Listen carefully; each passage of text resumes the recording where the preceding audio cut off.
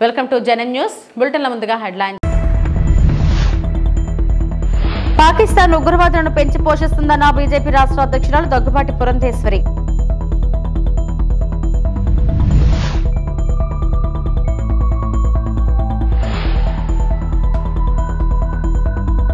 మహానాడు కడపలో అట్టహాసంగా ప్రారంభమైంది.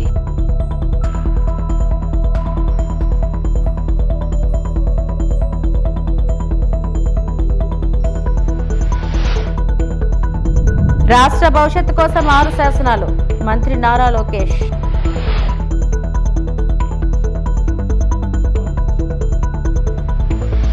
గుజరాత్లో ప్రధాని మోడీ భారత్ మాతా కీ జై నినాదాలతో మరియు భారతదేశం పట్ల ప్రేమను సూచించే త్రివర్ణ పతాకంతో దేశభక్తి ఉప్పొంగింది. ఈ స్ఫూర్తి దేశవ్యాప్తంగా ఉంది.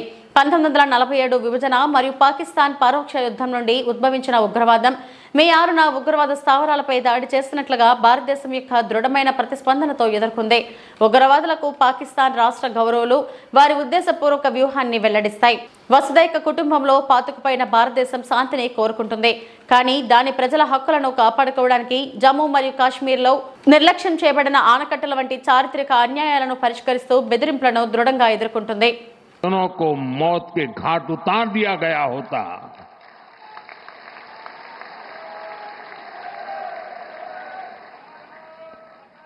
और सरदार पटेल की इच्छा थी कि पीओके वापस नहीं आता है तब तक सेना रुकनी नहीं चाहिए, लेकिन सरदार साहब की बात मानी नहीं गई और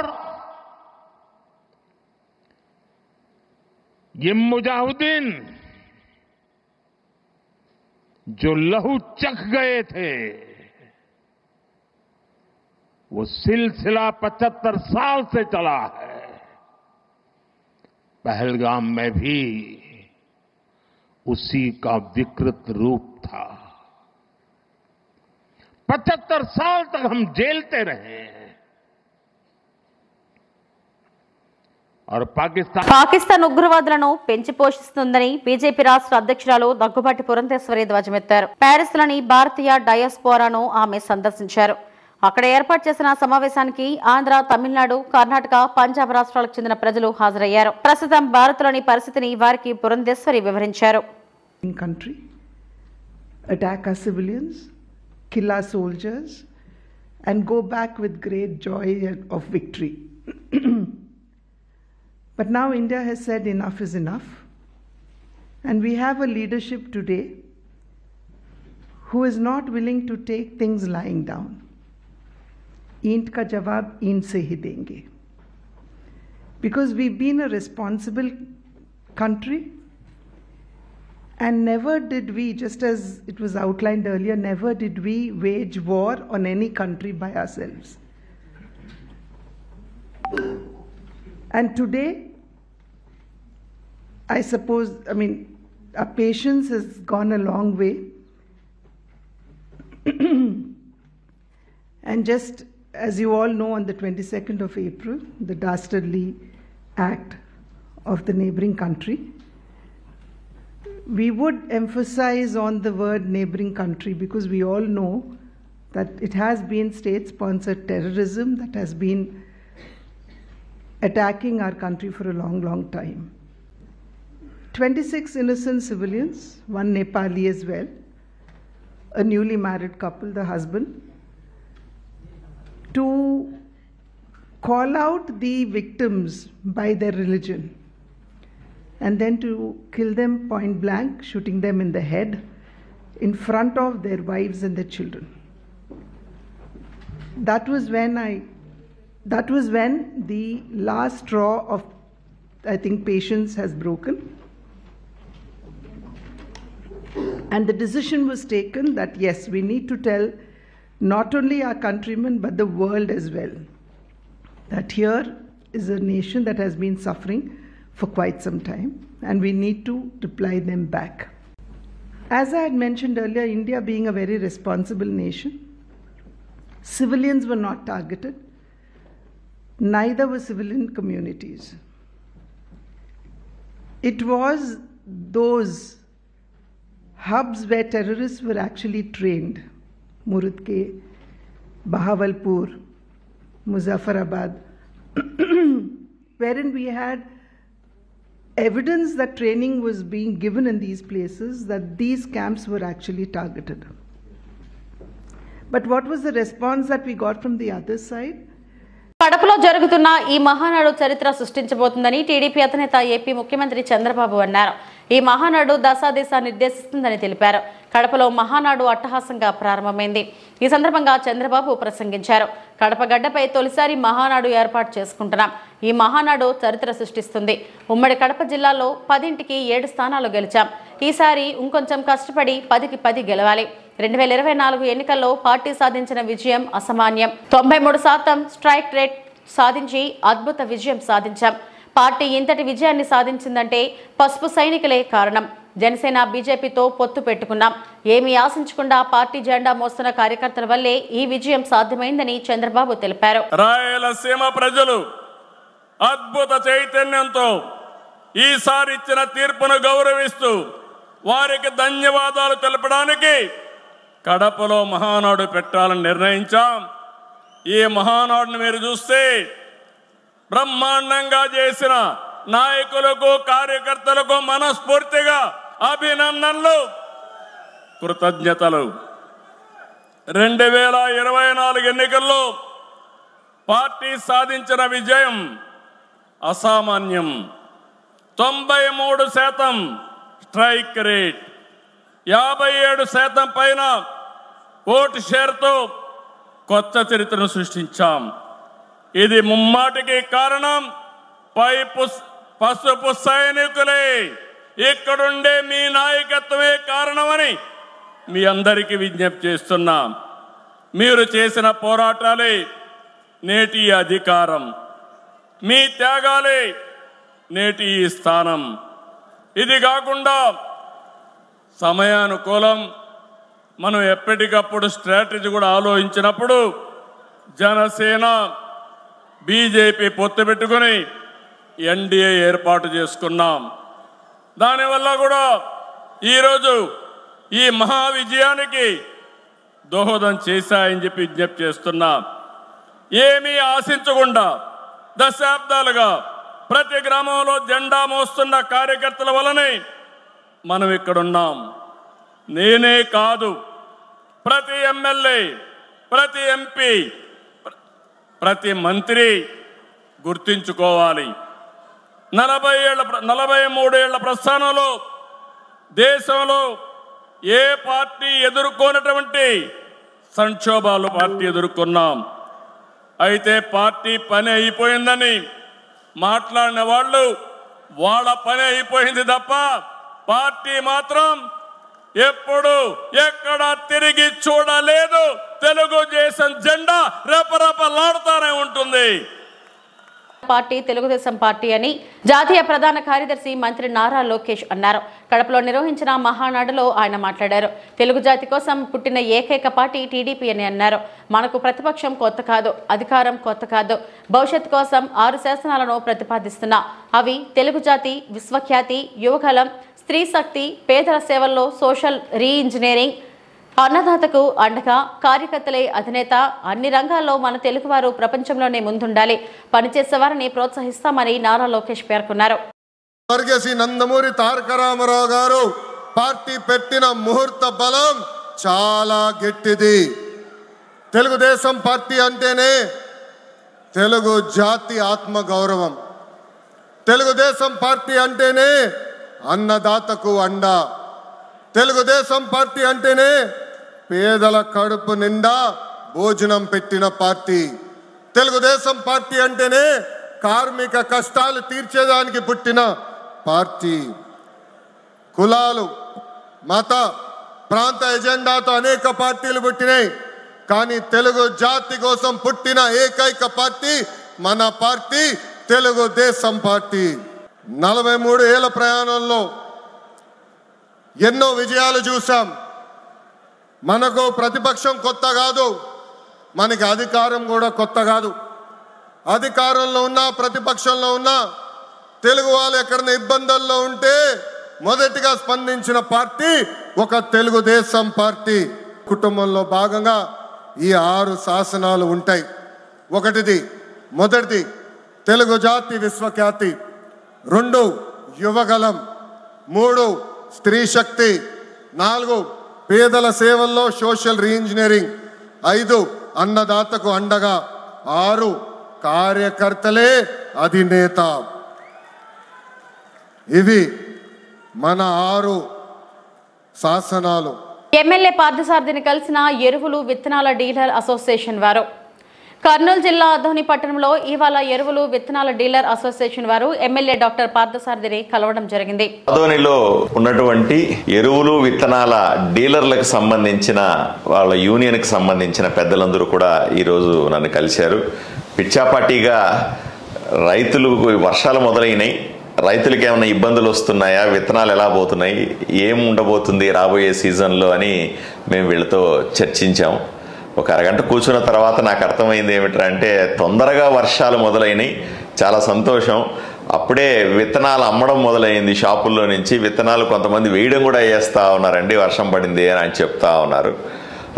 తొందరగా వర్షాలు రావడం ఈసారి పత్తి పంటకు అనుకూలించే అంశంగా డీలర్లందరూ కూడా భావిస్తూ ఉన్నారు. ఇంత ముందుతో పోలిస్తే విత్తనాల రేట్లు కూడా కంట్రోల్లో ఉండమని చెప్తా ఉన్నాం. అంటే గత సంవత్సరం అంత ముందు చూస్తే మనం ఆ ప్రభుత్వం కాలంలో 800, 820, 830 ఉన్నటువంటి ప్యాకెట్లు 1300, 1400, 1500 రూపాయలు కూడా బ్లాక్ మార్కెట్లో అమ్మినారు విత్తనాలన్నీ కూడా. సరఫరా సరిగా లేవనే కారణం చేత రకరకాల కారణాలు. ఇప్పుడు ఆ పరిస్థితి ఉండకూడదని కోరుకుంటా ఉన్నాం. ఈరోజు వీళ్ళందరూ కూడా కలిసికట్టుగా రైతులకి ఎంఆర్పి లోపల 820 అంటే 820 లోపలే అమ్మాలా అనే నిర్ణయానికి వచ్చాం. ఎక్కడా కూడా బ్లాక్ మార్కెట్ చేసే పరిస్థితులు లేవు అని చెప్తా ఉన్నారు. తప్పనిసరిగా ఎవరన్నా బ్లాక్ మార్కెట్ చేస్తే కఠినమైన శిక్షలు ఉంటాయని కూడా చెప్తా ఉన్నాం. త్రాగునీరు లేక తండావాసులు తీవ్ర ఇబ్బందులు ఎదుర్కొంటున్నారు. పట్టించుకొని ఈ ప్రభుత్వ అధికారులు, ప్రజాప్రతినిధులు పేద ప్రజల తప్పని కష్టాలు. మెదక్ జిల్లా మాసాయిపేట మండలం రామాంతపూర్ తండాలో త్రాగునీరు లేక తండావాసులు తీవ్ర ఇబ్బందులు ఎదుర్కొంటున్నారు. గత వారం రోజులుగా త్రాగునీరు సరఫరా కావడం లేదని ఆవేదన వ్యక్తం చేశారు. కిలోమీటర్ దూరంలో ఉన్న వ్యవసాయ బోర్ల వద్దకు వెళ్లి నీరు తెచ్చుకుంటున్నామని అధికారులకు చెప్పినా పట్టించుకోవడం లేదని ఆవేదన వ్యక్తం చేశారు. వ్యవసాయ పొలాల వద్ద కూడా విద్యుత్ సరఫరా సరిగా లేకపోవడంతో ఇబ్బందులు ఎదుర్కొంటున్నామని ఆవేదన వ్యక్తం చేశారు. ఇప్పటికైనా అధికారులు స్పందించి తమకు మిషన్ భగీరథ త్రాగునీరు సరఫరా చేయాలని తండావాసులు కోరుతున్నారు.